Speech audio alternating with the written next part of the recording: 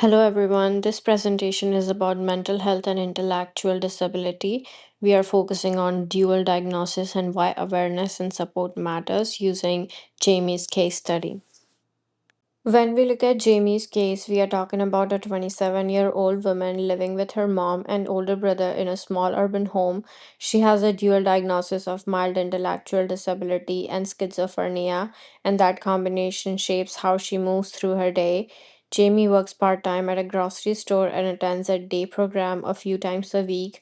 The day program is a comfortable space for her. She has friends and feels supported, but the workplace is more challenging. Misunderstandings with coworkers often lead to withdrawal and anxiety.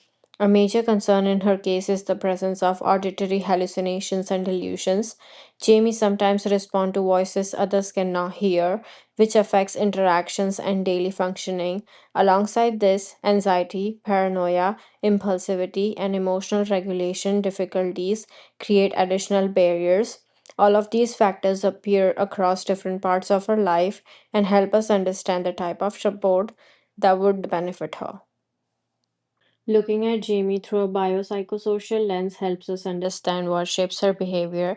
On the biological side, her intellectual disability affects how she processes information, and schizophrenia brings challenges like hallucinations, disorganized thinking, and sensitivity to noise. Psychological factors also play a role. Anxiety and paranoia influence how she interprets situations, and difficulties with impulse control and emotional regulation affects how she responds throughout the day. Social influence add another layer.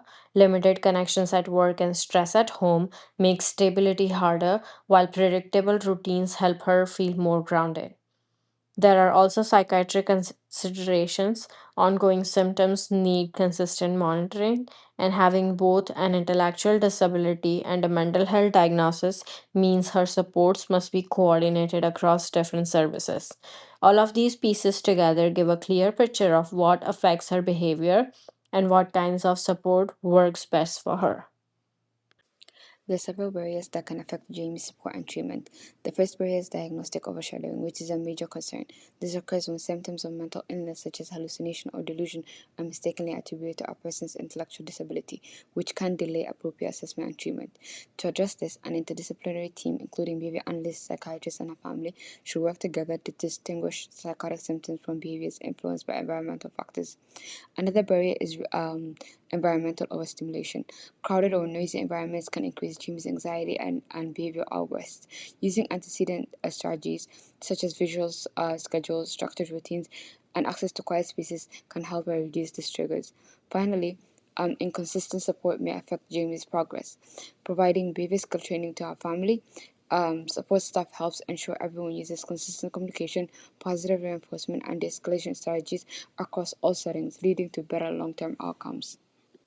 For Jamie, several assessment and intervention approaches can help support her needs.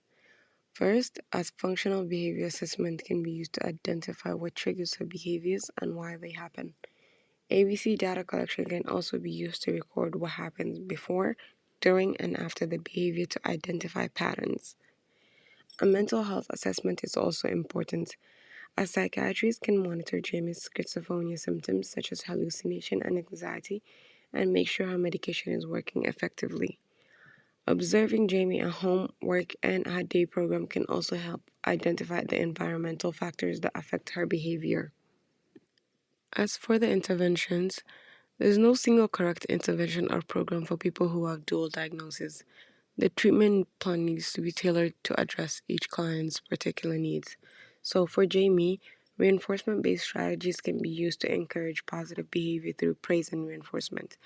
Social skill training can help improve her communication and understanding of social cues, as well as her learning how to emotionally regulate, such as taking deep breaths or taking breaks as needed, or using calming activities like painting when she feels overwhelmed. Another thing is maintaining a consistent routine and also reducing noise when possible, and providing a quiet space can help decrease her anxiety.